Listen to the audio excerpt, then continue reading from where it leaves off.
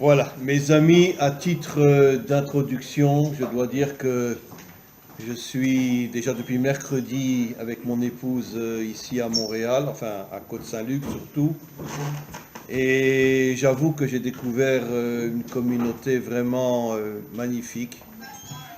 Je venais déjà il y a 8 ans, je venais régulièrement chez le Rav Raskin, pratiquement tous les ans, mais disons que, bon, on était chez lui, après on allait dans sa synagogue, on bougeait pas beaucoup. Là, cette année, j'ai eu le mérite de pouvoir faire des cours un peu partout, dans Côte-Saint-Luc et maintenant ici, dans différentes synagogues, chez des gens privés comme ce soir. Hier, on était chez Madame Mann. Et j'avoue que je suis assez touché de voir que la communauté à Côte-Saint-Luc, et j'imagine ici aussi, est une communauté dont la grande majorité sont très pratiquants, très juifs. Et ça fait vraiment plaisir de découvrir ça. Et voilà, donc je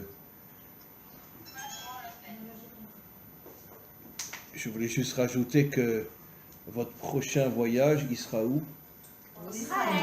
C'est pas vrai, comment vous savez? Non, mais j'ai pas dit un voyage de vacances, j'ai dit pour y être. Ah oui. Alors évidemment, vous allez laisser vos maisons magnifiques et vous allez vivre dans un petit 80 mètres carrés en Israël. Comment? Vous savez, une maison comme celle-là en Israël, elle coûte au moins 30 millions de shekels. Ils sont fous en Israël, complètement. Donc je ne sais pas combien coûte cette maison ici, mais c'est sûr qu'on est très très loin des 30 millions de shekels. Très très loin. Et donc, je ne sais pas si vous pourrez avoir des maisons comme ça en Israël. Les 3 endroits où il y a de très belles maisons, c'est à Herzliya Pitoire, Césarée, bien sûr, et Savion. Et il y a d'autres endroits où il y a aussi des belles maisons, mais disons pas des maisons comme il y a ici à Amstead ou à Côte-Saint-Luc, bien sûr. Mais une maison comme celle-là, à mon avis, c'est minimum 30 à 40 millions de shekels en Israël. Donc il faut vraiment être multimilliardaire pour pouvoir en avoir une. Et comment? C'est à cause de l'espace. On n'a pas d'espace en Israël. Oui, d'abord vous avez 100% raison, parce que rien que l'espace coûte une fortune. Israël est un petit pays, c'est pas le Canada. Donc effectivement, si quelqu'un il veut une grande maison, ben, il va payer des fortunes. En tous les cas, je devais faire un cours sur un autre sujet ce soir, mais on m'a demandé de faire un cours sur le couple. Et heureusement qu'il y a plus de femmes que d'hommes, parce que ce soir, les hommes vont être massacrés. Comment? Voilà. C'est le temps de mettre les voiles. Les hommes vont être massacrés ce soir, parce que on va révéler des choses qui sont très très importantes et montrer qu'on vit aujourd'hui dans un monde qui est complètement à l'envers et expliquer les choses de manière beaucoup plus profonde, ce qu'est l'homme, ce qu'est la femme, ce qu'est le rôle de chacun. Et on va commencer. Vous savez que selon les codes bibliques, quand je dis les codes bibliques, parce qu'il faut comprendre, mes amis, que toute la Torah est complètement codée. Quand on lit la Torah, même en hébreu, dans le sens littéral, à plus forte raison dans les autres langues, on est à des années-lumière de comprendre quels sont les vrais messages de la Torah. Quel est l'idiot qui s'imagine qu'un serpent est venu parler à Ève? Évidemment, le serpent, c'est un code. C'était pas un serpent. Nos maîtres disent que c'était un homme d'une beauté inimaginable qui est arrivé à séduire Ève et qui l'a fait tomber. Mais on l'appelle le serpent parce que, bon, c'est un autre sujet, mais ce n'est pas un serpent du tout. Donc la Torah est véritablement codée et il faut être capable d'étudier pendant des années avec nos grands maîtres pour arriver à capter tous les messages profonds qui se cachent derrière l'apparence du verset. Mais la première question qu'on peut se poser, c'est pourquoi le serpent s'est attaqué à Ève en premier? Pourquoi? Pourquoi il l'a fait tomber? Et qu'est-ce qui s'est passé? Alors nos maîtres expliquent, je vais parler surtout d'après les secrets de la Torah, le Zohar, le Ari Akadosh, puisque c'est en vérité, on pourrait dire l'essence profonde de la Torah, ce sont les secrets de la Torah. Et on va bien sûr expliquer au fur et à mesure, mais le Zohar révèle quelque chose d'absolument incroyable, que l'homme représente l'extériorité du monde et la femme l'intériorité du monde. Et au niveau du couple, la femme authentique, c'est pour ça que le serpent l'a fait tomber, on va expliquer pourquoi, la femme authentique représente l'intériorité de l'homme.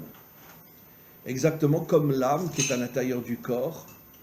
L'âme, bon, on sait qu'on en a une, si on est croyant, mais bon, on ne la voit pas, on ne la touche pas. La femme est dans l'intériorité de l'homme. Et comme on va le voir, nos maîtres nous disent que, je l'ai dit tout à l'heure à quelqu'un, je ne sais plus qui c'était,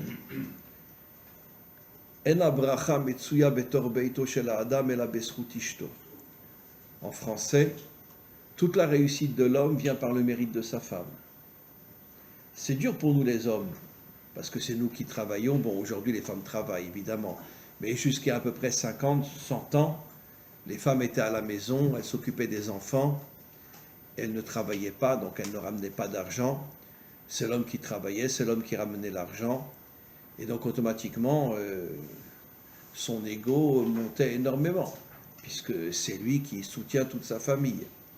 Mais nos maîtres, il y a plus de 2000 ans, ont le courage de dire que même si c'est vrai que c'est l'homme qui travaille et c'est l'homme qui ramène l'argent, mais toute sa réussite vient par le mérite de sa femme. C'est un texte explicite dans le Talmud, Akol Beskut Ishto. Pourquoi? Parce que la femme envoie des énergies inimaginables à l'homme, comme on va expliquer au fur et à mesure. Si c'est une femme authentique, une femme vraie, une femme qui représente l'intériorité de son mari, et donc elle lui envoie des énergies comme l'âme envoie des énergies au corps. Elle lui envoie des énergies extraordinaires qui lui permettent d'avoir une grande réussite dans sa vie. Encore une fois, si c'est une femme authentique.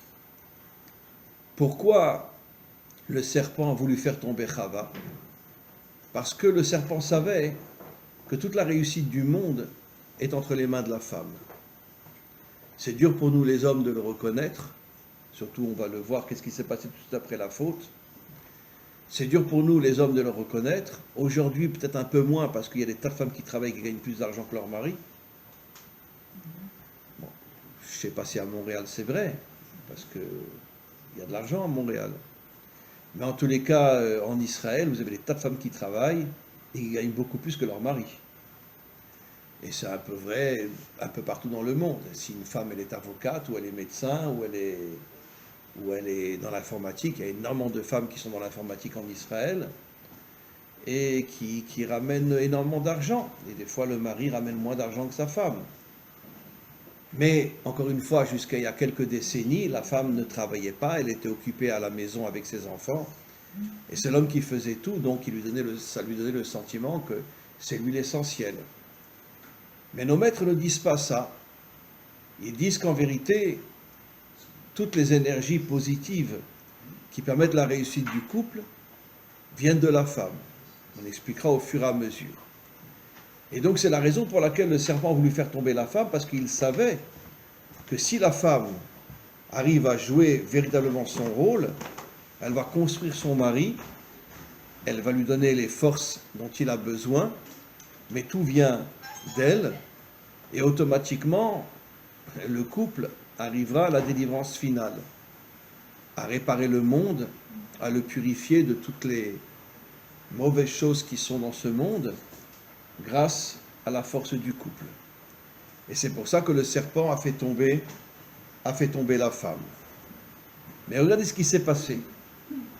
Quand la femme a vu l'arbre de la connaissance du bien et du mal, c'est un code aussi, hein, il n'y avait pas d'arbre, ça ce sont des codes, mais peu importe, je ne vais pas tout décoder.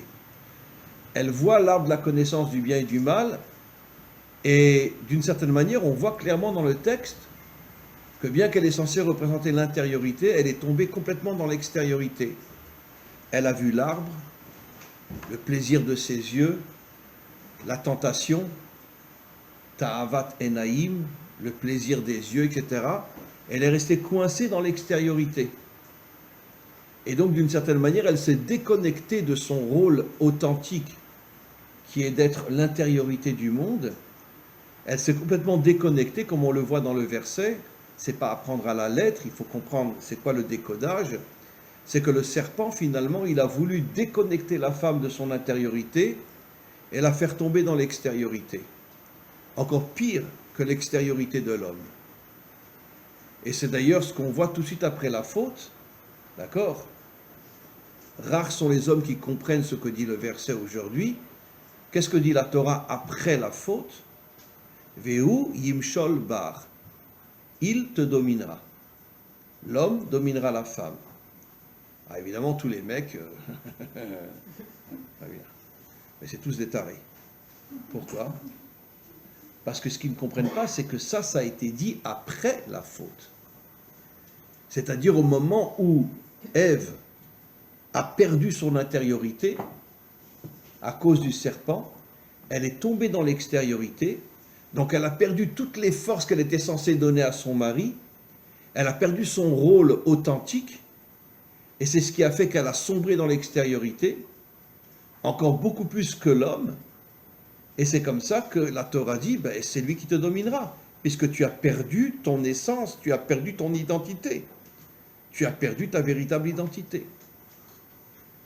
Vous savez que nos maîtres disent, dans un autre domaine, que pourquoi... Bon, c'est vrai que le peuple juif n'a jamais disparu, en tant que peuple, mais en tant qu'individu, des millions et des millions de juifs, hommes, femmes, enfants, nourrissons, ont été exterminés depuis des millénaires. Sachez que sur 4000 ans d'histoire, ça fait 3000 ans qu'on est en exil. L'exil a commencé avec les destructions du premier temple. À l'époque de Ezra, il y a 2% de juifs qui sont revenus en Israël, 98% ne sont pas revenus. Pourquoi? Parce qu'ils étaient à Côte-Saint-Luc, et puis la vie était facile. Le roi de Perse, Cyrus, était un roi qui adorait les juifs. Lui, il voulait que tous les juifs reviennent en Israël, mais 98% des juifs lui ont dit, écoute, à Côte-Saint-Luc, on est bien, on va faire du fric et laisse-nous tranquille. Donc ils ne sont pas revenus. Bon, je plaisante, c'est des blagues ashkénazes. Hein, elles sont lourdes, les blagues ashkénazes. Elles sont bonnes. Elles sont bonnes? Ouais. Ouais, mais c'est un peu lourd quand même. Hein. Bon. Quoi qu'il en soit, 98% ne sont pas revenus. Ça fait donc 3000 ans qu'on est en exil, sur 4000 ans d'histoire.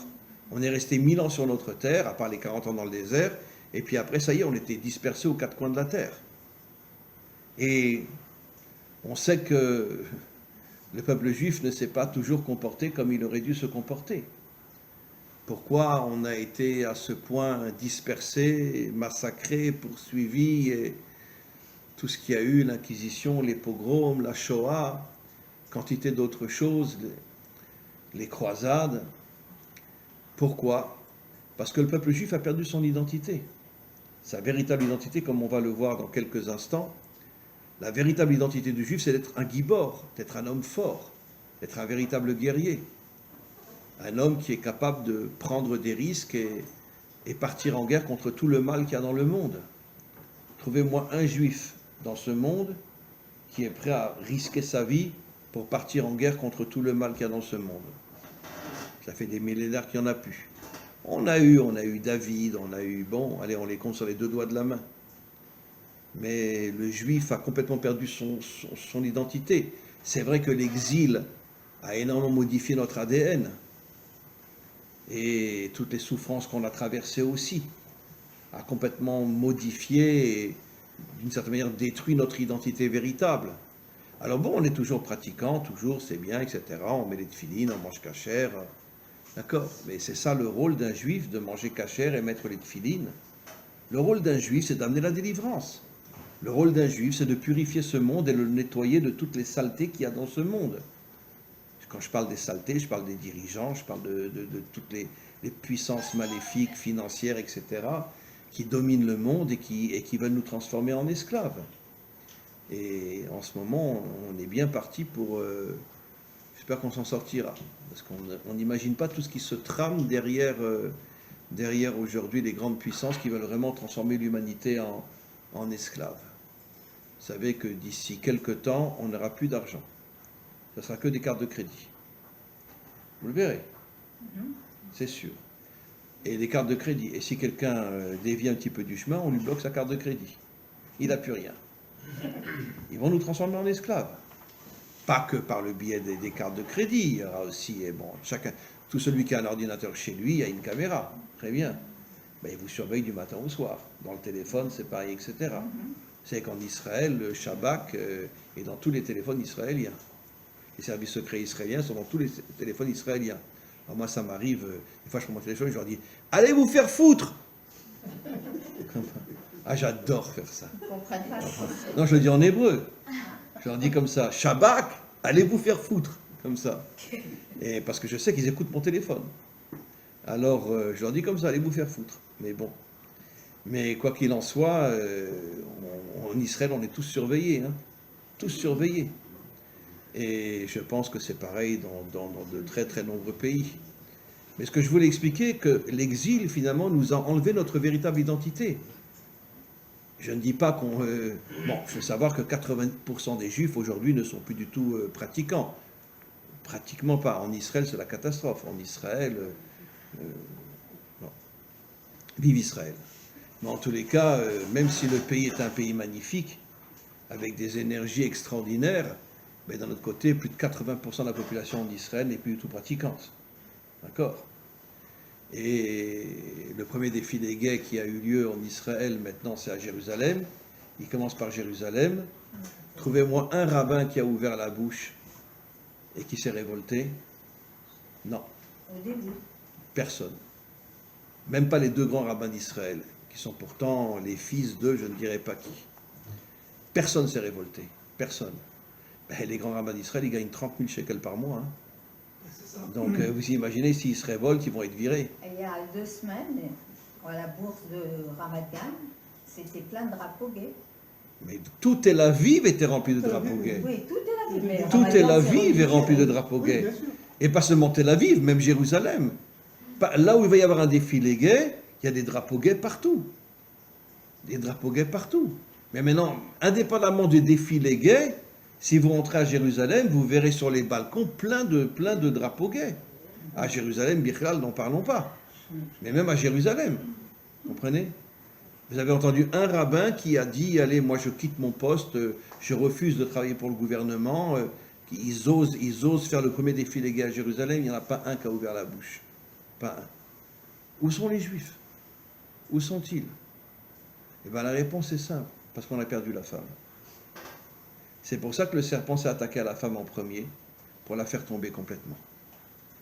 Et alors, la majorité des hommes qui lisent le verset « Ve'u yimshol bar »« il te dominera », personne ne comprend que cette phrase-là a été dite après la faute.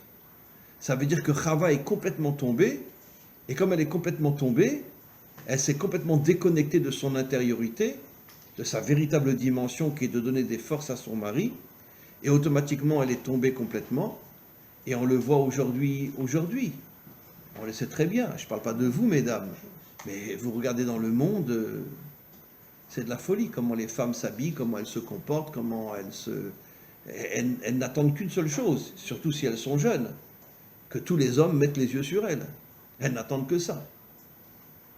Donc elles sont vraiment tombées dans le monde de l'extériorité, mais c'est absolument incroyable. Le serpent a réussi ce qu'il voulait faire. Faire tomber la femme, la déconnecter de son intériorité, l'empêcher de donner des forces à son mari, et c'est comme ça que finalement l'humanité tout entière est tombée. Qu'est-ce que dit le roi Salomon sur la femme? Qu'est-ce qu'il dit? Les hommes, vous savez ce qu'il dit? 1000 femmes. Comment? 1000. Hein?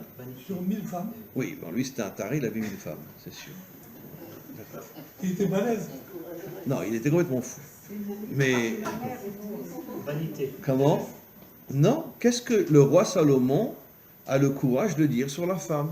Si ma mère n'était pas une femme, Je l'aurais. Il dit dans un verset que la femme est la couronne de l'homme. Donc, messieurs, arrêtez de dire ma femme, mon épouse. Dites ma couronne, ma reine, ma couronne. La femme est appelée la couronne de l'homme. Mais qu'est-ce que ça veut dire la couronne? Écoutez-moi bien. La couronne, ça veut dire qu'elle fait de son mari un roi.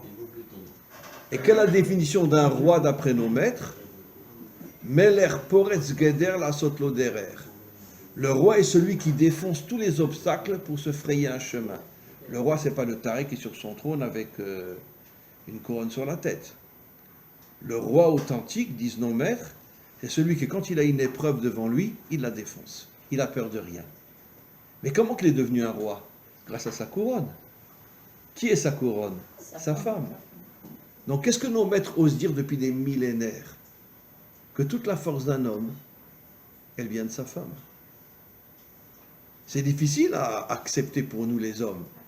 Parce que nous, on fait du sport, on est musclé, on est... Voilà. Mais ce que nous, on ne sait pas, c'est qu'en vérité, toute cette réussite de l'homme, sur le plan physique, sur le plan matériel, etc.,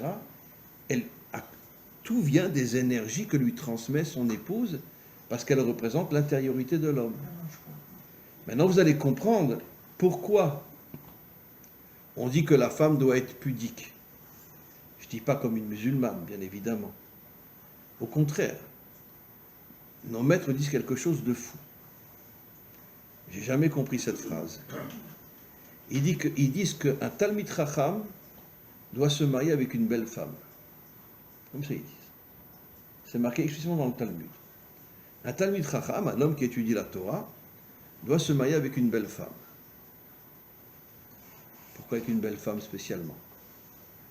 J'avoue franchement que c'est un texte que je ne comprends pas, mais c'est marqué clairement. Belle, Doit se marier. Comment? ou intérieur? Non, une belle femme. Physiquement. Oui, physiquement. Mais en même temps, il rajoute, mais elle doit être belle que pour lui.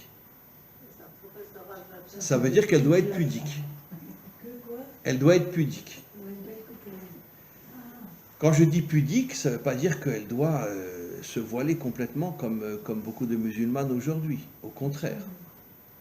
Mais d'un autre côté, qu'est-ce que c'est la pudeur en vérité? La véritable définition de la pudeur, c'est quoi? C'est un certain retour dans l'intériorité. Parce que si la femme s'expose complètement, elle montre son corps, eh bien, elle sombre complètement dans l'extériorité. Mais si la femme cache les parties de son corps que seul son mari a le droit de voir et pas ceux qui sont dans la rue, en vérité, donc, elle retourne dans son intériorité et elle se reconnecte finalement à son identité véritable que je vais expliquer maintenant, son identité véritable qui lui permet justement, grâce à la pudeur, de redonner des forces à son mari. Vous savez ce que disent nos maîtres? Nos maîtres disent Bina yetera nitna la isha. Je traduis. La bina, c'est quoi? La bina, c'est une force spirituelle qui transmet des énergies surnaturelles. Excuse-moi. Oui, pas trop. La bina est la 8e sphira du bas vers le haut. Vous savez que le monde a été créé en 7 jours. Mais la 8e sphira, qu'on appelle la bina, est une sphira qui est complètement surnaturelle, qui est au-dessus de ce monde, et qui transmet des énergies surnaturelles qui font que on reçoit des forces énormes. On sait que le roi David avait 18 femmes, mais il en avait 2 qui lui transmettaient des forces inimaginables, Bathsheba et Abigail. Parce que c'était des femmes, on pourrait dire, authentiques. Ces 18 femmes étaient des femmes authentiques, mais surtout ces 2-là, elles lui transmettaient des forces inimaginables.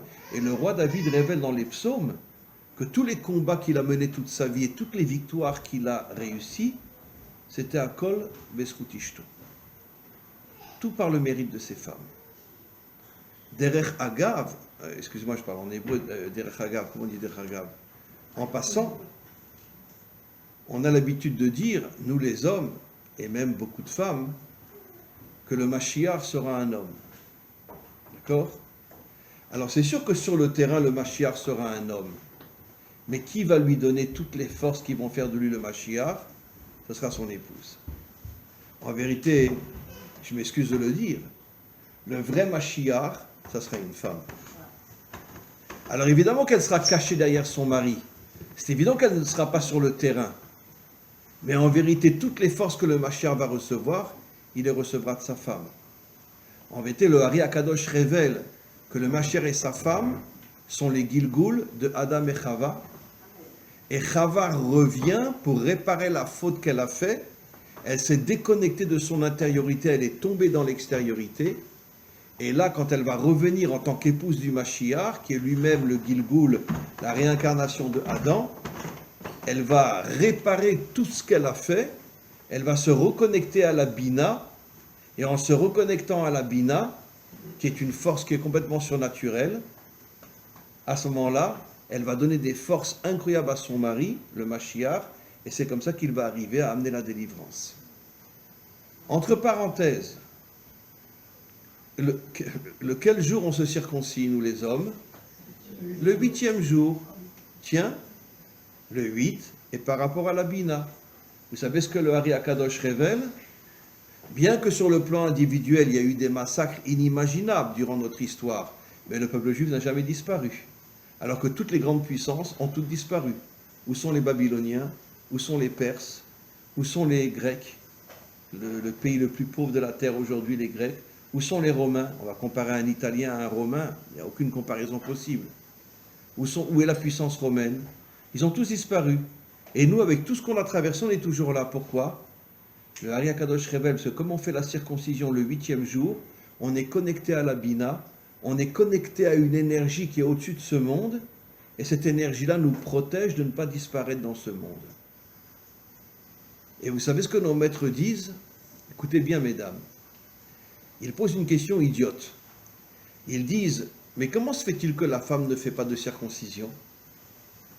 Bon, évidemment que c'est un code. Qu'est-ce qu'ils veulent dire par là? Pourquoi la femme ne se circoncie pas? Puisqu'elle aussi fait partie du peuple juif. Et vous savez ce qu'ils répondent? La femme n'a pas besoin de se circoncire parce qu'elle porte la Bina en elle. Ça veut dire que ses forces surnaturelles, elle les a en elle.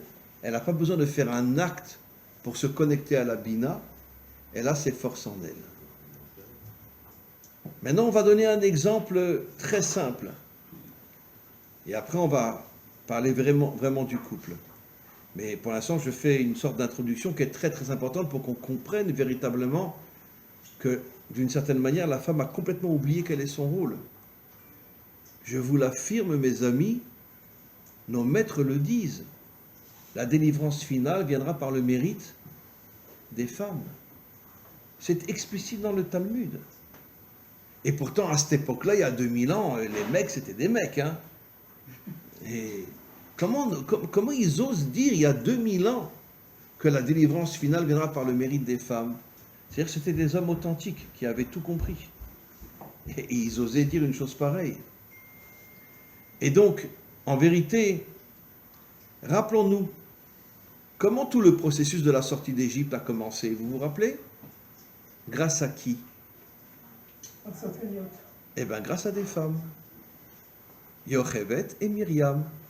Quand Pharaon, c'est le début de la Parashat Shemot, quand Pharaon leur a dit, vous allez tuer les garçons à la naissance, elles ont refusé. Elles ont risqué leur vie. Parce que Pharaon, c'était 1000 fois Hitler. Elles ont risqué leur vie, elles ont dit hors de question. Non seulement elles ne tuaient pas les enfants à la naissance, mais en plus elles faisaient tout pour les protéger. Et c'est comme ça, disent nos maîtres, que le processus de la délivrance a commencé. Ça veut dire qui a, on pourrait dire, entamé le processus de la délivrance? Les hommes? Pas du tout. Les femmes.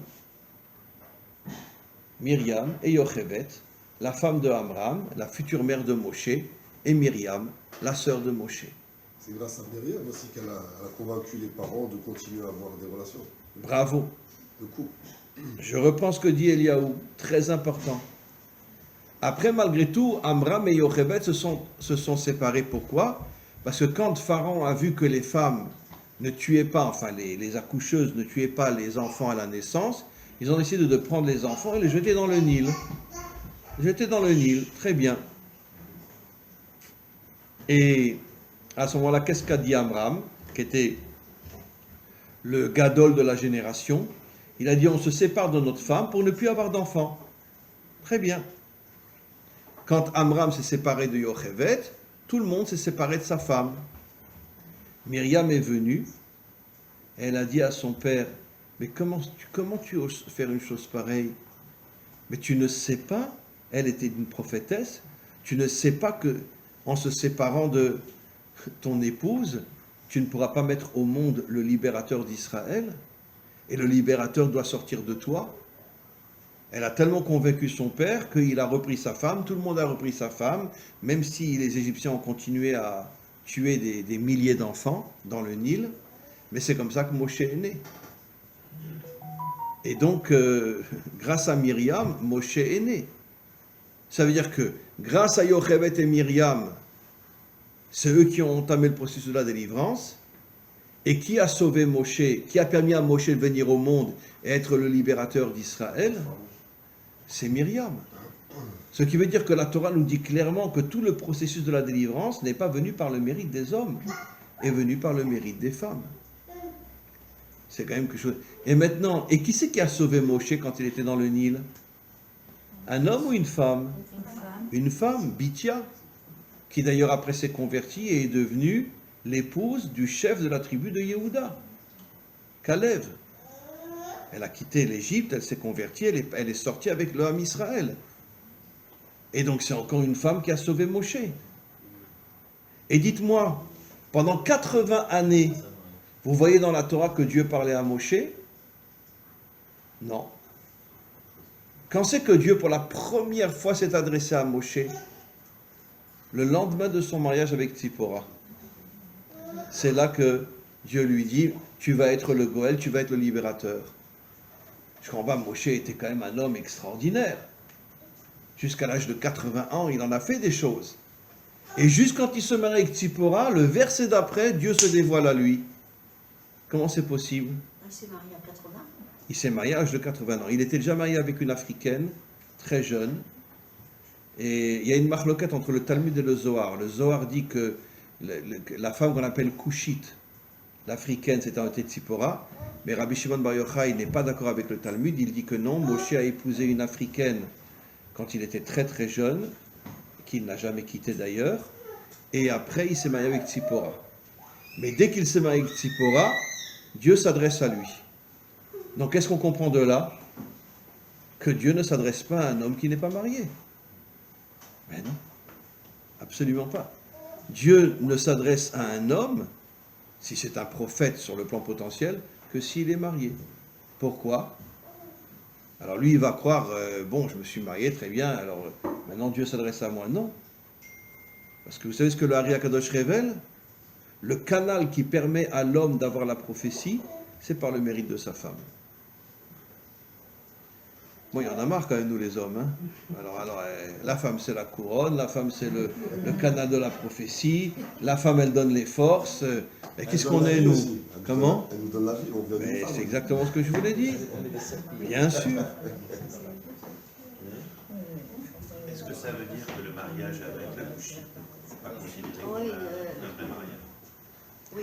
C'était un vrai mariage. Bon, il faut savoir, ça c'est un sujet en soi. Moshe s'est marié avec 2 convertis. Il ne s'est jamais marié avec une juive de naissance. Le Ari HaKadosh révèle un message fou. Il dit que pourquoi Moshe s'est marié avec 2 femmes d'origine non juive? Pour transmettre un message important au peuple juif, que tout le but du Ham Israël, c'est de reconstruire le monde, de reconstruire les nations. Et c'est pour ça qu'il s'est marié avec 2 non-juives d'origine, pour nous faire comprendre que le message d'Israël, c'est de reconstruire l'humanité tout entière et de réparer les nations. Et c'est... Comment? Le message est bien passé, oui. Comment? Actuellement, on peut dire que le message est bien passé. Il y a énormément de conversions inimaginables qu'on ne peut même pas imaginer. Et en Israël, c'est fou le nombre de conversions qu'il y a, effectivement. Mais bon, il y a aussi beaucoup de conversions libérales, réformées, etc. Et donc, les choses ne sont pas si simples que ça. Mais disons des conversions, on pourrait dire classiques, authentiques.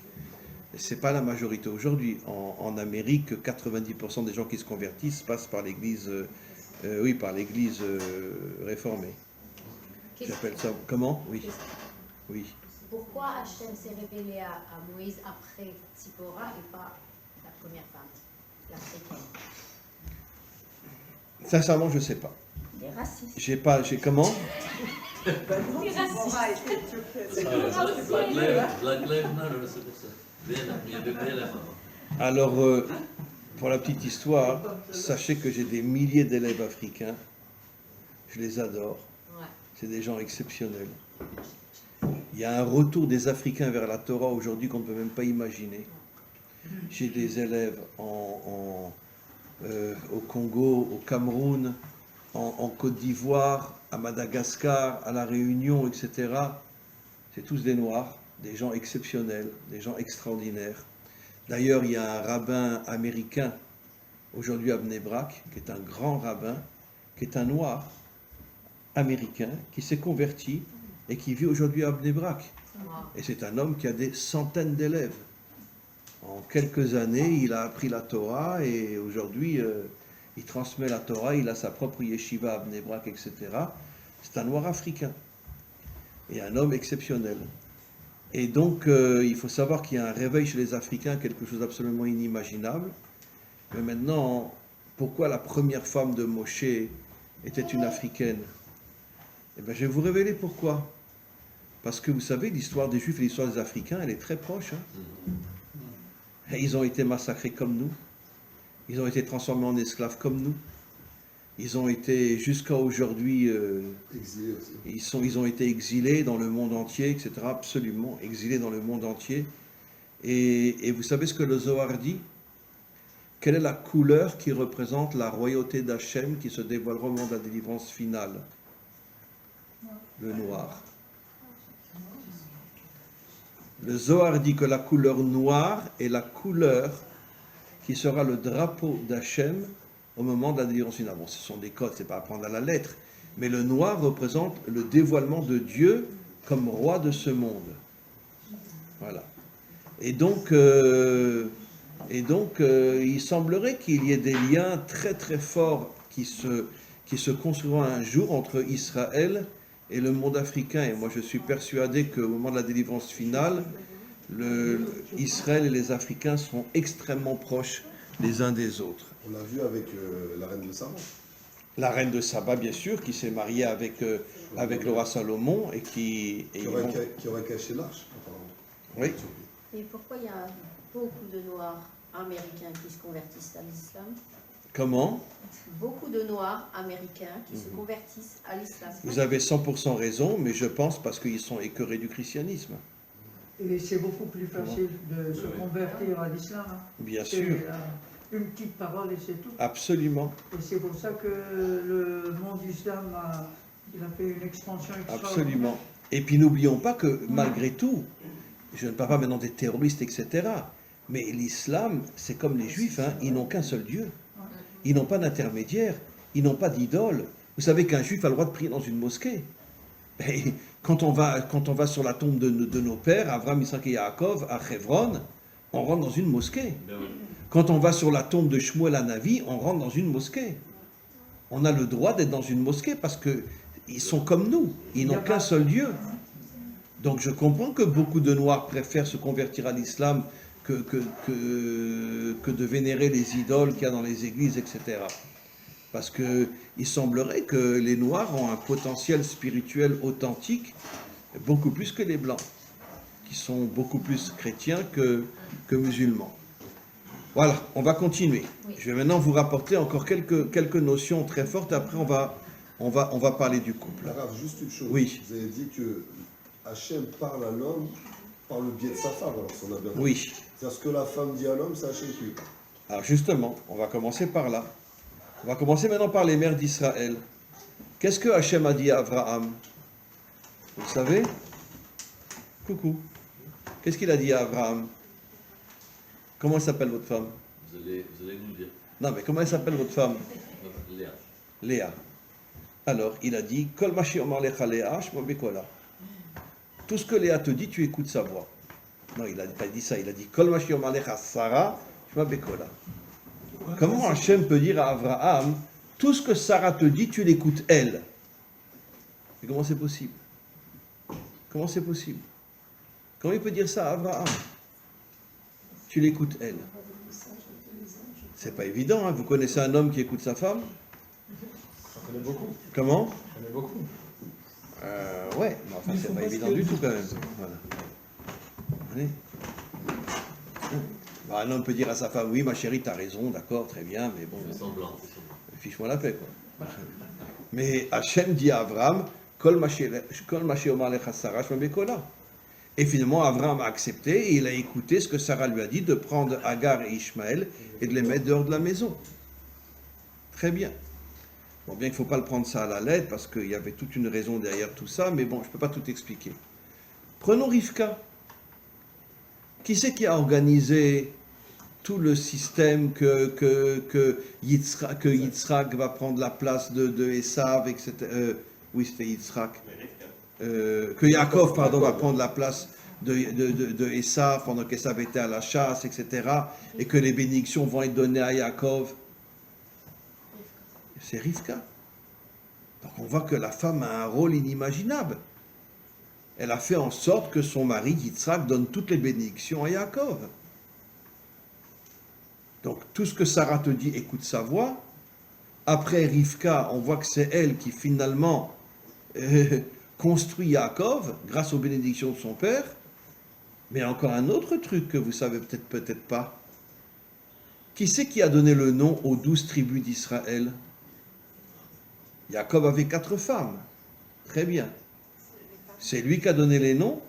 Pas du tout. C'est que Léa et Rachel. On ne voit même pas Yaakov intervenir. On ne sait même pas où il est. D'accord? D'accord. Et les femmes jouaient au football avec lui. Ce soir, tu es chez moi, ce soir, tu es chez l'autre, et voilà. Tac. Mais qui c'est qui donnait les noms aux enfants? Ben, c'est Rachel et Léa. Et les 2 autres? Comment? Les 2 autres? Non, c'est surtout Rachel et Léa qui donnaient les noms. Comme on le voit dans la Torah. Yaakov n'est pas intervenu une seule fois pour nommer l'un de ses enfants. C'est quand même inimaginable. Il y a une autre histoire aussi très connue. Abigail, avant de se marier avec David, était mariée avec une grande crapule qui s'appelait Naval. Naval, ça veut dire la pourriture, en hébreu. Donc, il était marié avec une grande pourriture. Bon, elle n'a pas eu le choix, j'imagine que ses parents... Bon, elle n'a pas le choix, très bien. Et Naval était le pire ennemi de David. Un jour, David a décidé de tuer Naval, pas dans le but d'épouser Abigail, il ne pensait pas du tout à ça, mais parce que Naval n'arrêtait pas de poursuivre David. Et il est parti avec une petite armée pour aller le tuer. Abigail, qui était une grande prophétesse, elle a ressenti ça. Elle a pris son cheval et elle a couru vers David. Elle lui a dit, touche pas à mon mari. Si tu touches à mon mari, tu descendras en enfer. Comme ça, elle lui a dit. Alors David lui a dit, maintenant je comprends, ton mari c'est une véritable crapule, en plus il s'appelle Naval, pourriture. D'accord? Alors elle lui dit, écoute, c'est pas ton problème. Si Hachem veut le punir, laisse Hachem faire. Toi, tu te mêles de rien. Et finalement, David l'a écouté. Tout ce que Abigail te dira, tu écoutes sa voix. Et quelques jours après, il meurt de maladie. Et après, Abigail demande à David de l'épouser. Et ils se marient. C'est Abigail qui Ouais. demande. Comment? C'est la femme qui a demandé de se marier. En vérité, elle lui a fait un petit remèze. Et c'est lui qui a demandé. Voilà. Elle lui a fait un petit remèze et c'est lui qui a demandé. Voilà, d'accord? Est-ce que tu veux m'épouser? Alors elle a dit, mais bien sûr que oui. Voilà. Et ils se sont mariés. Mais en vérité, qui c'est qui a tué Naval? C'est Hachem. Et qui c'est qui avait raison? Abigail. Elle dit, c'est pas à toi de le toucher, laisse faire Hachem. Et finalement, David a accepté de poser son arme et d'écouter Abigail. Mais pourtant, David, c'était un gibor, c'était un guerrier, c'était un géant. À l'âge de 15 ans, il a descendu Goliath. Il avait 15-16 ans quand il a descendu Goliath. Et pourquoi il écoute Abigail? Est-ce que c'est un homme authentique? Un homme authentique est un homme qui comprend que tout ce qu'il va être dans sa vie, c'est par le mérite de sa femme. C'est pas facile pour nous les hommes, hein? Surtout si on ramène le pognon à la maison. Mais je dis toujours comme ça. Comment? Si nos maîtres nous disent que toute la réussite d'un homme vient par le mérite de sa femme, D'accord? Alors, quand vous touchez votre salaire à la fin du mois, qu'est-ce que vous devez faire, cher ami? Donner à votre femme. Eh bien, vous prenez une enveloppe, vous mettez tout l'argent dans l'enveloppe, vous l'apportez à votre femme, et tu dis, merci ma femme, grâce à toi j'ai gagné cet argent-là. Et puis après, vous pouvez demander, est-ce que je peux avoir un peu d'argent de poche? Voilà. Et c'est comme ça qu'on doit fonctionner. Puisque nos maîtres nous disent que tout... Il a le droit aussi de... Puisque nos maîtres nous disent que toute la réussite de l'homme vient de sa femme. Donc normalement, tu gagnes ton salaire, tu le mets dans une enveloppe, tu l'apportes à ta femme, et tu lui demandes un petit peu d'argent de poche. Non, si elle ne veut pas t'en donner, ben tant pis. Hein. Mais, Elle a le droit aussi de te donner et que tu gères pour elle. comment? Elle a le droit aussi de tout te donner pour que tu le gères pour Après, elle. elle fait ce qu'elle veut de l'enveloppe. Elle peut te dire, bon, prends l'enveloppe, etc. Mais trouvez-moi un homme qui fait ça aujourd'hui. Trouvez-moi un homme qui fait ça aujourd'hui. Quel est l'homme qui va accepter que toute sa réussite matérielle vient par le mérite de sa femme? Vous comprenez? Mais Arabe, Oui. j'ai une question. Du coup, le comportement masculin vis-à-vis de sa femme, Oui. comment il doit se comporter? Puisque lui, il est censé être l'extériorité. Donc d'un côté, il sait que tout vient de sa femme, Oui. mais si lui, il devient un être intérieur, il devient une femme. Comment il fait pour rester extériorité? Donc, Mais l'homme reste extériorité. L'homme fait l'armée, l'homme travaille, l'homme est dans le monde de l'extériorité. Même si aujourd'hui le monde a changé parce que les forces obscures font tout pour détruire la femme encore plus qu'elle est déjà détruite, donc elle va travailler, machin, etc. Elle ne s'occupe plus vraiment de sa maison. Mais quoi qu'il en soit, ça c'est bon, c'est toutes les forces sataniques qui essayent de détruire le monde. Mais comme je l'ai expliqué, la femme représente l'intériorité du monde, c'est-à-dire la lumière cachée qui envoie des énergies inimaginables à son mari. Donc en gros, la femme, elle sait que tout vient d'elle, mais sa force, c'est de dissimuler que tout vient d'elle. Oui, d'une certaine manière. Nous montrer, nous le dire. Mais alors justement, alors maintenant on va commencer à parler du couple. Il y a, nos maîtres nous disent une chose absolument incroyable au niveau du couple. On va terminer maintenant en parlant du couple. Nos maîtres nous disent, je le dis d'abord en hébreu, Chayav Adam le'ov et ishto kegufo velechabda yoter megufo. Traduction en français, un homme doit aimer sa femme comme lui-même et la respecter plus que lui-même. Donc ça veut dire que le respect de l'épouse par rapport à l'homme est plus important que l'amour. Tu dois l'aimer comme toi-même, mais la respecter plus que toi-même. Et beaucoup de commentaires se posent la question, mais qu'est-ce que ça veut dire respecter la femme plus que soi-même? D'accord? Alors, bon, aujourd'hui les choses ont beaucoup changé évidemment, mais je parle sur toute l'histoire. Aujourd'hui la femme ne se laisse plus faire, et elle a sa propre autorité, sa propre indépendance d'une certaine manière, puisqu'elle travaille, elle sort, etc., etc. Mais enfin, pendant des millénaires, c'était pas comme ça. Hein. La femme, c'était la boniche de la maison. C'était ça, la femme. Hein. Et l'homme, c'était le mec. Et donc, qu'est-ce que ça veut dire la respecter plus que soi-même? Là, nos maîtres racontent quelque chose d'absolument incroyable. Ils disent que la femme doit retrouver sa véritable identité et ne pas toujours être d'accord avec son mari. Je veux dire, dans le monde d'aujourd'hui, les choses ont beaucoup changé. C'est vrai, MLF, tout ça, etc. Bon, la femme a retrouvé son indépendance. Mais jusqu'à encore 50, 100 ans, c'était pas comme ça. La femme, elle s'écrasait complètement devant son mari.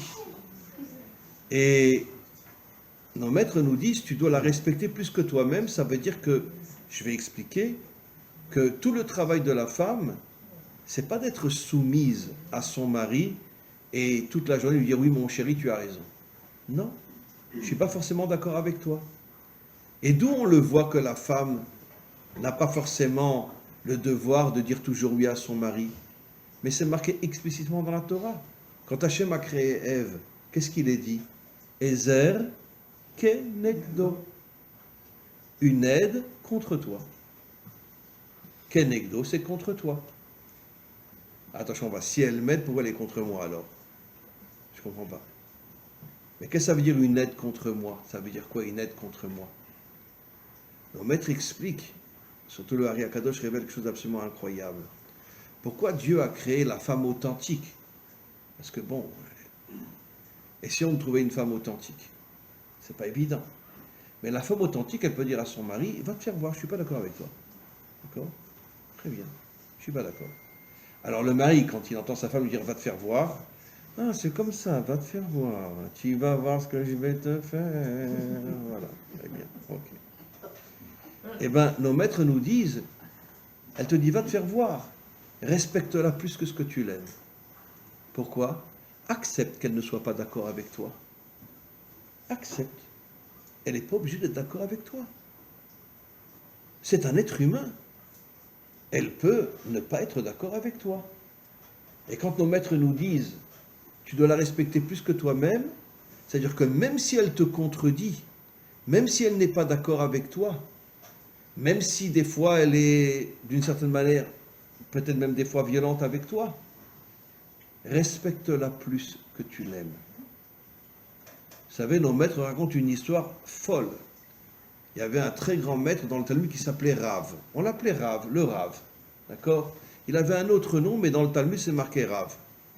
Il avait une femme, catastrophe. À chaque fois qu'il était en cours devant des centaines d'élèves, elle rentrait, elle défonçait la porte, elle rentrait dans le Beth Midrash, d'accord? Elle se mettait devant lui, d'accord?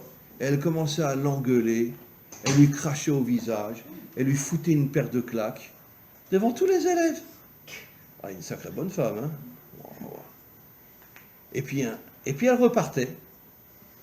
Un jour, il y a un talmide qui se lève, il dit, mais Rav, mais divorce-la, cette tarée-là. Divorce-la. Comment tu la gardes encore? Et vous savez ce que Rav répond? C'est à pleurer. C'est dans le Talmud, il dit, bon, c'est vrai, elle n'est pas super, ma femme, mais d'un autre côté, elle éduque bien mes enfants, et elle me protège, moi, de ne pas faire de bêtises. Qu'est-ce que les commentaires disent? Ça veut dire qu'au moins au niveau de l'union, elle était présente pour lui. Ça veut dire que, bon, elle était une femme violente, etc. Mais quand il avait un besoin, elle se donnait à lui. Et ses enfants, il les éduquait, elle les éduquait très bien. Et Rav a répondu à cet talmidim, non, je ne la divorcerai pas, même si elle me cogne. Vous savez pourquoi? Parce qu'elle me protège, en ce sens que elle ne s'éloigne pas de moi si j'en ai besoin. Et mes enfants, elle les éduque bien. Et donc, ça me suffit, je la garde. Voilà ce qu'il a répondu. Alors, qu'est-ce que ça veut dire ça? Il la respectait plus encore que ce qu'il aimait. Puisqu'elle lui rentre dedans devant tous ses élèves, d'accord? Et malgré tout, il la garde. Donc c'est ça, la respecter plus que tout. Et à pourquoi on dit qu'une femme doit faire la volonté de son mari? Comment? C'est quoi cette phrase qui dit la femme doit faire la volonté de son mari? Si l'homme fait sa volonté. Si l'homme fait la volonté d'Hachem.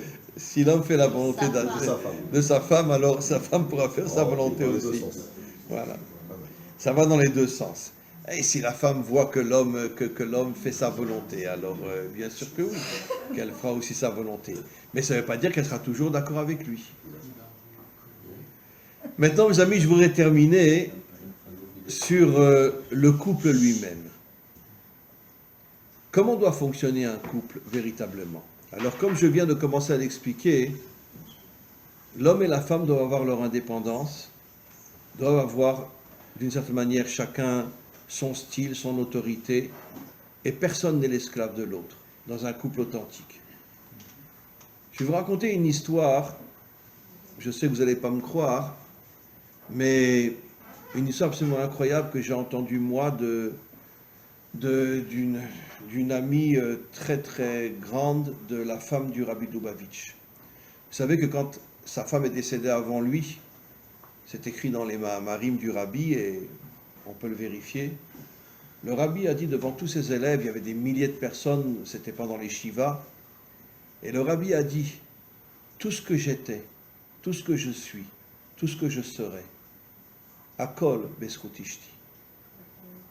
Vous voyez, un Rabbi de Lubavitch qui dit une chose pareille, tout ce que j'ai fait dans ma vie, tout ce que je fais, tout ce que je ferai, tout est par le mérite de ma femme. C'est elle qui m'a donné cette grandeur-là. Vous savez que le Rabbi, au départ, ne voulait pas être Rabbi. D'accord? Sa femme, elle est venue, elle l'a pris comme ça, elle dit, t'es pas un rabbi, je te casse la... C'est pareil, je plaisante, hein, c'est une blague ashkénaze. Mais elle lui a dit, je veux que tu sois un rabbi, je t'ai pas épousé pour que tu restes un... Je veux que tu sois un rabbi. Et ça va, je serai un rabbi. Voilà. C'est sa femme qui en a fait un rabbi. Et puis il a dit, tout ce que je suis devenu dans ma vie, tout ce que j'ai fait, les shlichim, mon travail, le rabbi, on ne peut même pas compter ce qu'il a fait dans sa vie. Tout c'est par le mérite de ma femme. Maintenant, qui était sa femme? Vous savez qui était sa femme? Ah, une super guerrière. Hein. Eh bien, Chaya Mouchka. D'ailleurs, il a dit Chaya, c'est le 4e niveau de l'âme, Mouchka, c'est le 5e niveau de l'âme. C'est-à-dire les 2 plus hauts niveaux de l'âme, je les ai reçus de ma femme. J'ai oublié de le dire. C'est marqué dans le Mahamar. Les 2 plus hauts niveaux, je les ai reçus de ma femme. Maintenant, c'était la femme d'un rabbi. Eh bien, figurez-vous qu'elle conduisait en voiture. Ça peut vous étonner, aujourd'hui, toutes les femmes conduisent. Mais il y a 80 ans, la femme d'un rabbi qui conduit, non. Excusez-moi de le dire, mais elle fumait. La femme du rabbi fumait. Excusez-moi de le dire, elle travaillait dans une bibliothèque goy. Pas dans une bibliothèque juive. Elle travaillait dans une bibliothèque goy. Pourquoi? Ils n'ont jamais eu d'enfants. Elle ne pouvait pas rester toute la journée à la maison. Et bien, elle a décidé de travailler dans une bibliothèque goy. Donc, elle roulait en voiture. Enfin, elle fumait au volant. Et elle travaillait dans une bibliothèque goy. La femme d'un rabbi.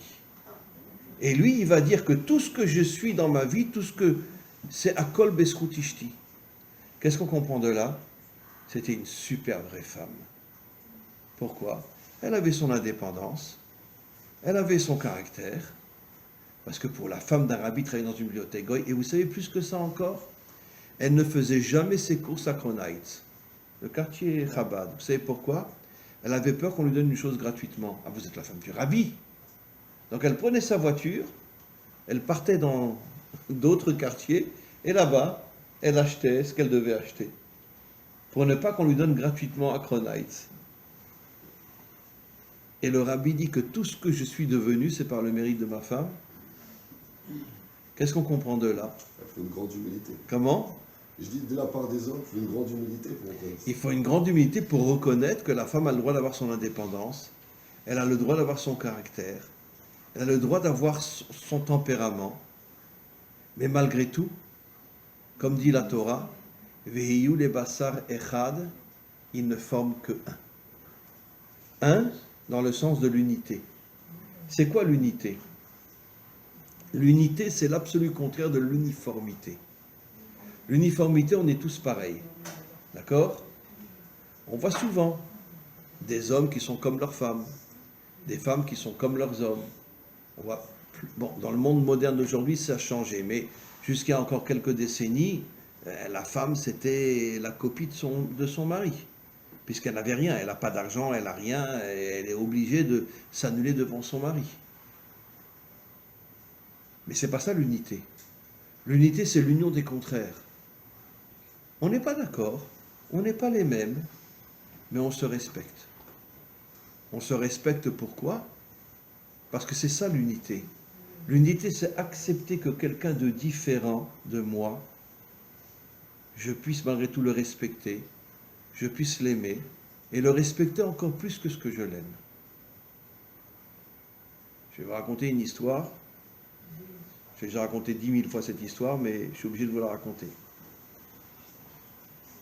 Je regarde juste si personne n'a une pierre qui va me l'envoyer à la figure. On a le téléphone. Comment?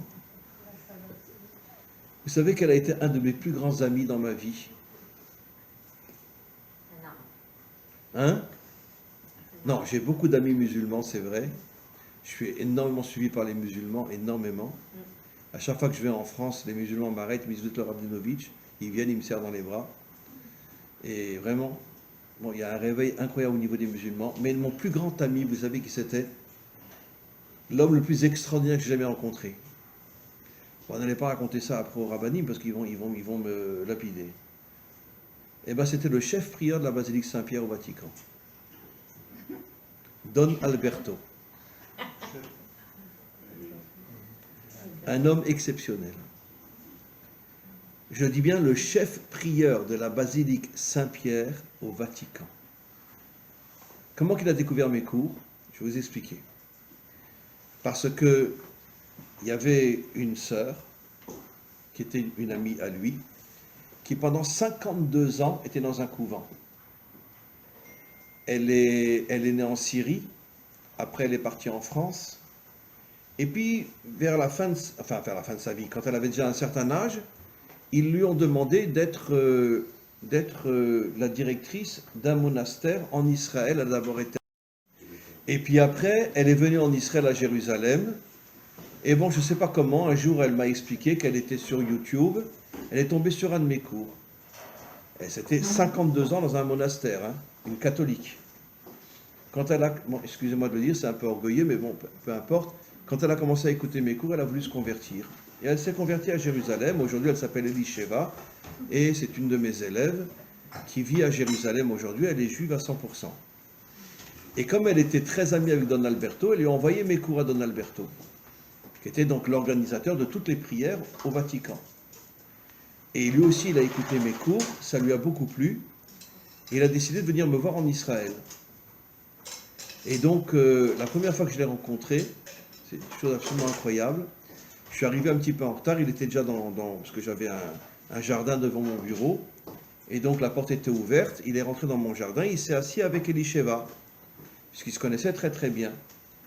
Et donc quand je suis rentré 10 minutes, un quart d'heure après, merci beaucoup, je suis rentré, Don Alberto m'a dit, Rav, parce qu'il parlait plusieurs langues, il m'a dit, Rav, ne bougez pas. Alors j'ai dit, pourquoi je ne dois pas bouger? Il m'a dit, Rav, restez où vous êtes. Et vous savez ce qui s'est passé?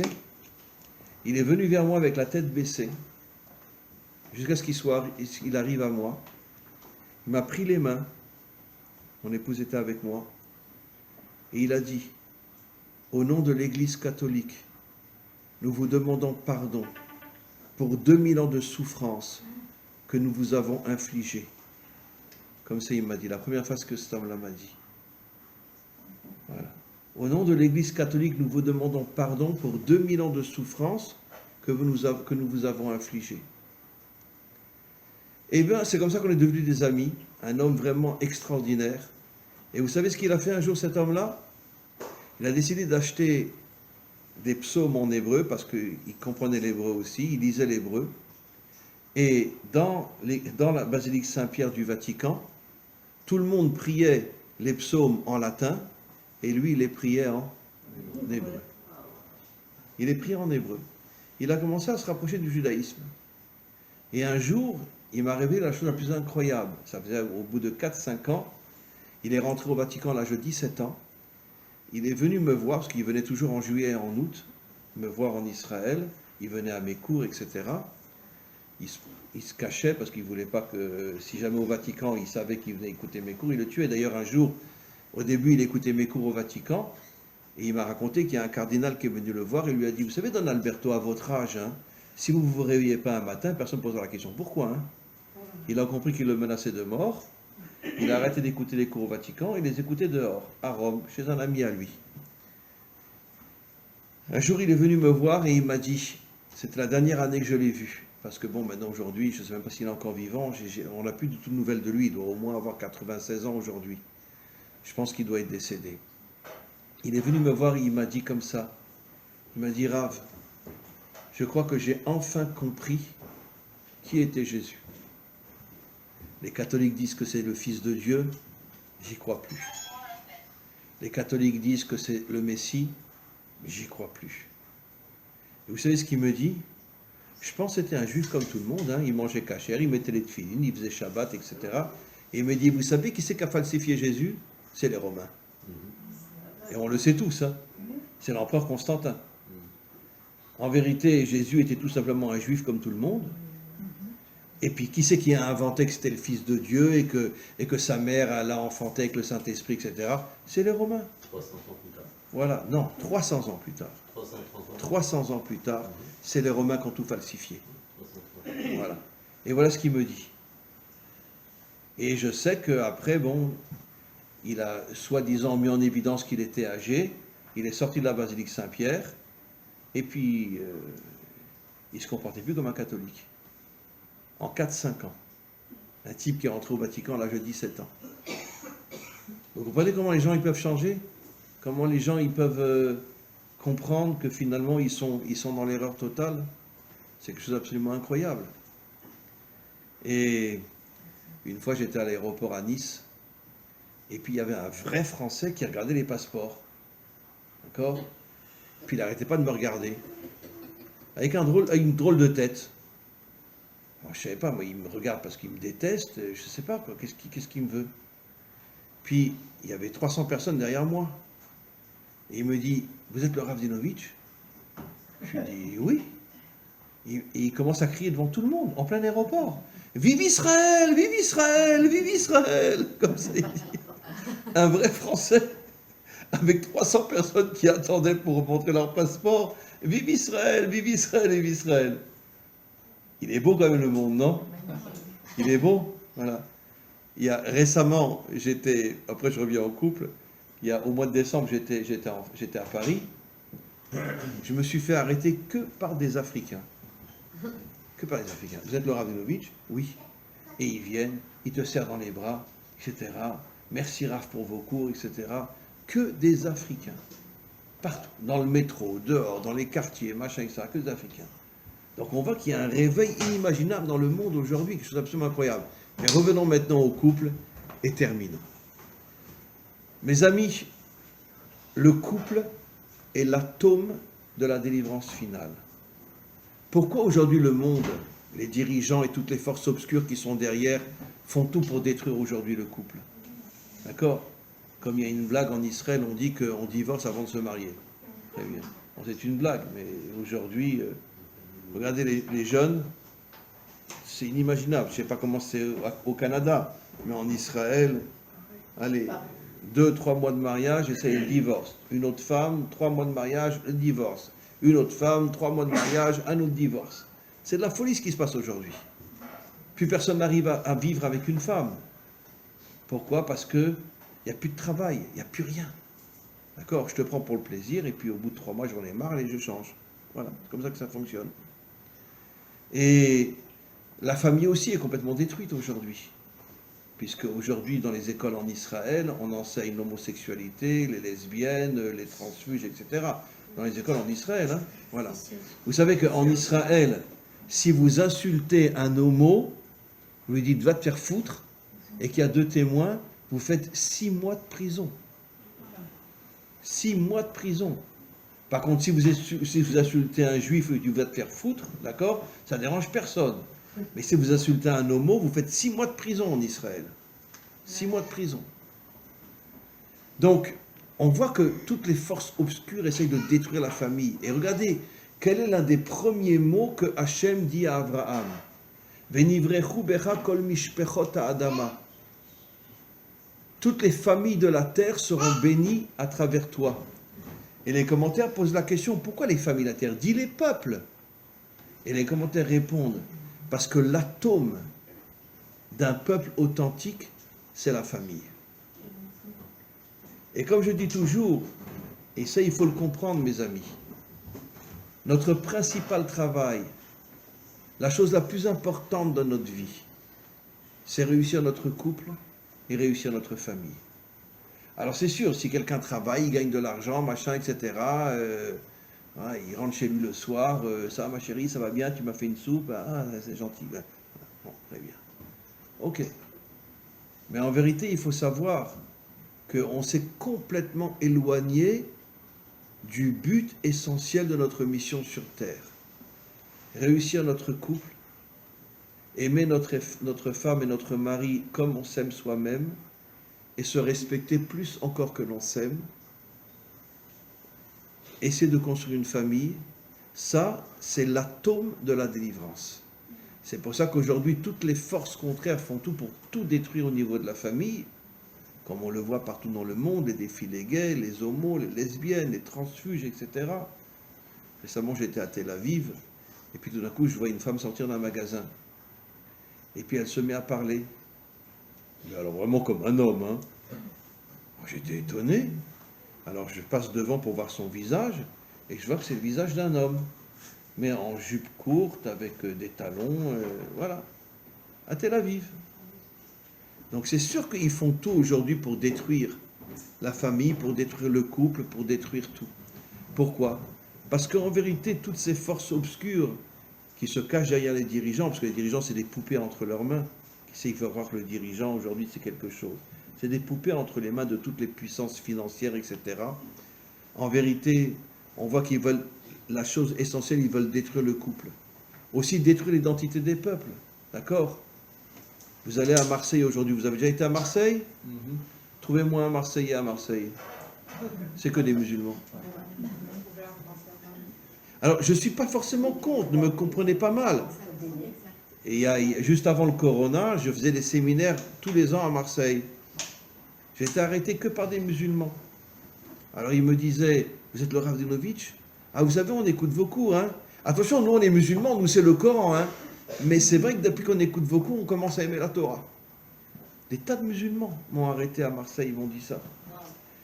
Un jour, j'étais à Cassis, c'est juste à côté de Marseille, puis il y a une voiture qui passe à toute vitesse, et puis elle s'arrête. Puis je vois un musulman qui sort de la voiture et qui court vers moi.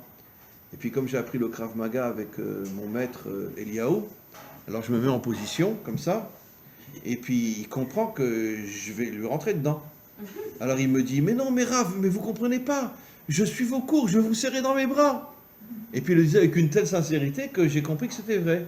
Il est venu, il m'a serré dans ses bras, il s'est dit, je suis musulman, hein, moi c'est le Coran, hein, mais depuis que je vous écoute, j'aime la Torah. C'est incroyable, des musulmans qui parlent comme ça.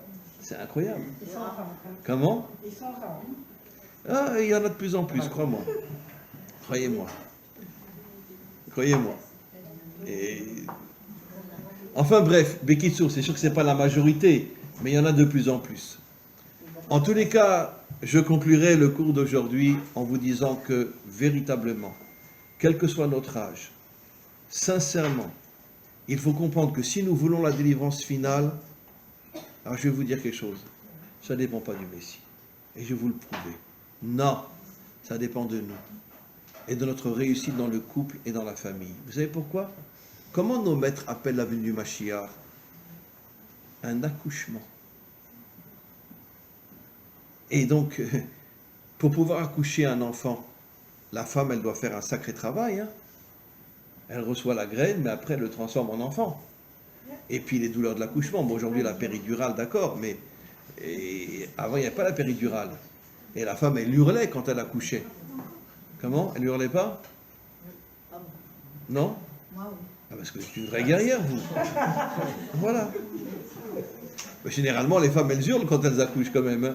Bon, vous êtes une guerrière, très bien. Avec Okay. l'épidurale, Comment? j'ai jamais eu d'épidurale. C'est bon, c'est important pour l'accouchement, là. Pour l'accouchement du Mashiach. Mais en tous les cas, nos maîtres comparent la venue du Mashiach à un accouchement. Ça veut dire qu'en vérité, messieurs et mesdames, j'ai juste terminé. Qu'est-ce qu'on comprend de là? Que le Mashiach va venir s'il a un ventre qui le précède et qu'il le crée. Et ce ventre, c'est nous. Et c'est quoi finalement accoucher le Mashiach? Mais c'est avoir une relation forte avec son mari. D'accord? C'est sûr que le mari ne donne qu'une graine. Qui c'est qui donne la vie? C'est la femme. C'est quand même incroyable. Qui c'est qui donne la vie? C'est la femme. Ça veut dire qu'en vérité, la femme, elle a le rôle essentiel dans ce monde. Parce que le mari, bon, il s'amuse 30 secondes, il dépose une graine, et puis après, il s'endort et il ronfle. D'accord? Mais qui c'est qui fait tout le travail après? C'est la femme. Ok? Donc, on doit devenir le ventre de la délivrance. On doit reconstruire notre couple, avoir un amour profond, un respect profond. Et croyez-moi, mes amis, que le but de toute notre existence sur Terre, c'est de réussir le couple, de le construire, de réussir avec nos enfants. Et à ce moment-là, on devient le ventre de la délivrance finale, Be'ezrat Hashem. Et nous, les hommes, on doit faire un revirement énorme dans notre vie et comprendre que ce que la Torah a dit, tu la domineras, c'est après la faute uniquement, Donc c'est une forme de punition pour nous empêcher, justement, parce que quand l'homme domine la femme, il ne comprend pas qu'en vérité il reçoit tout d'elle. Donc en vérité c'est une forme de punition que Dieu a donné que Hachem a donné à Chava, parce qu'elle est tombée dans la chitzoniut, dans l'extériorité. Mais nous les hommes, on doit comprendre sincèrement que tout ce qu'on est dans notre vie et tout ce qu'on fera dans notre